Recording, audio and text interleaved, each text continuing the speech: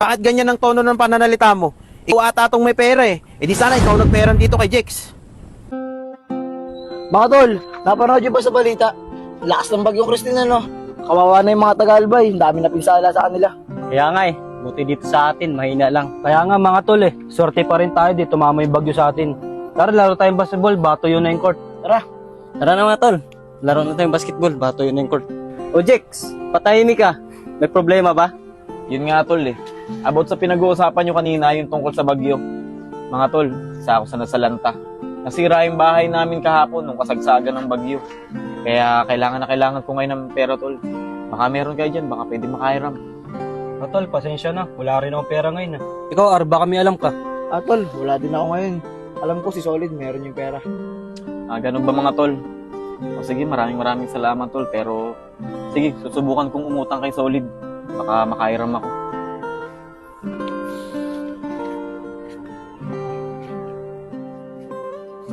Paring Solid. Paring Solid, diyan ka ba? Oy, wait lang. Oy, parang Jex, ba't napasugod ka ata? May kailangan lang ako sa'yo pare. Oh, sige, tari ka, pasok ka. Salamat pare. Eh pre, buka dyan.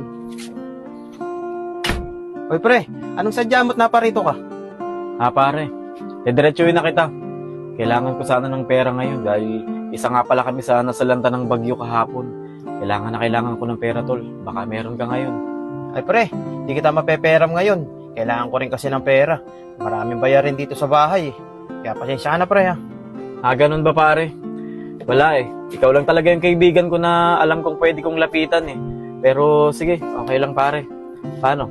Una na ako. Sige tol, ingat ka ha.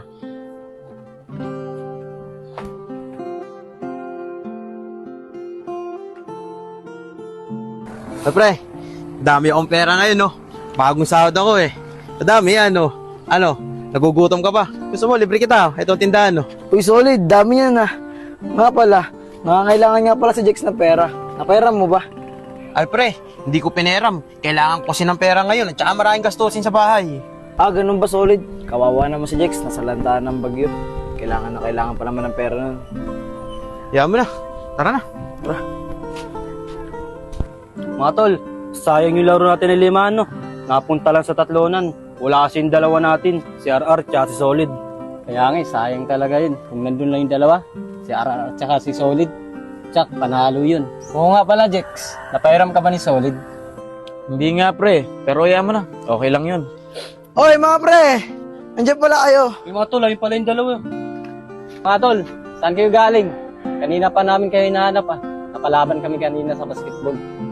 Ito si Kasolid, nanlibre. Daming pera kanina. Habang papunta kami dito sa tambayan. Hindi naman sa ganun tol. Nagkaroon lang ng konting extra kaya nalibre kita kangina. Anong extra? Alam mo ba, Solid? Itong kaibigan natin si Jex, kailangan niya ng pera. Hindi mo man lang pinairam. O Brian, bakit ganyan ang tono ng pananalita mo? Ikaw ata tong may pera eh. E di sana ikaw nagperan dito kay Jex. O ba, Solid? Kung may pera lang sana ako na nagpairam dyan. Mga tol, huwag na kayo mag-away. Brian, relax ka lang tol. Relax ka lang. Huwag kang magalit kay Kasolid tol. Huwag kang magalit. Ganito kasi yung tunay nangyari tol. O Jex pre, ano bang sasabihin mo? Tatapatin na sana kita ngayon. Mangungutang sana ako sa iyo ngayon ng pera Kasi nasalanta kami ng bagyo pre. Sirang-sira yung bahay namin. Alam mo naman, walang inaasahan sa pamilya namin. Walang trabaho sila nanay at tatay. Pati mga kapatid ko, ako rin ang nagpapaaral. Pre, pasensya ka na ha. Hindi talaga ako nagpapautang ng pera. Lalo na sa kaibigan ko pa. Ganun ba pre? Ayoko kasing masira ang pagkakaibigan natin. Mangungutang ka sa akin, pauutangin kita. Tapos mangangako sa akin ng araw. Tapos hindi mo naman mababalik, hindi mo mababayaran. Magkakasama lang tayo ng loob. Masisira lang pagkakaibigan natin. Ayokong isipin mo na hindi kita naintindihan Pero sa totoo lang, ayoko talagang magkasira tayong dalawa nang dahil lang sa utang. Ganun ba pre? Pasensya ka na talaga sa abala. Wala lang talaga akong ibang malapitan. Pasensya ka na rin at hindi kita napautang. Pero pre, tanggapin mo to. Konting tulong ko sa'yo pre. Pre, huwag mong isipin na utang yan Kahit hindi mo nabayaran yan pre, tulong ko na sa yan bilang kaibigan mo. Pre, maraming salamat Napakalaking tulong nito sa akin pre. Paano pre? Una na ako para magamit na namin tong perang to. Sige Salamat, pre. Ingat ka dyan pre. Yun ang tunay na nangyari, tol. Kaya huwag kang magalit sa tropa natin kay Kasolid. Gusto niya rin naman talaga akong tulungan. Ayaw niya lang na magkaroon ako ng utang sa kanya. Dahil magkakaibigan tayo dito, tol. Ayaw niyang magkasira-sira tayo ng dahil lamang sa utang. Ah, ganun ba, tol? Pasensya ka ng Kasolid ah. Nadala lang ako ng emotion ko. You've never let me down. You've turned my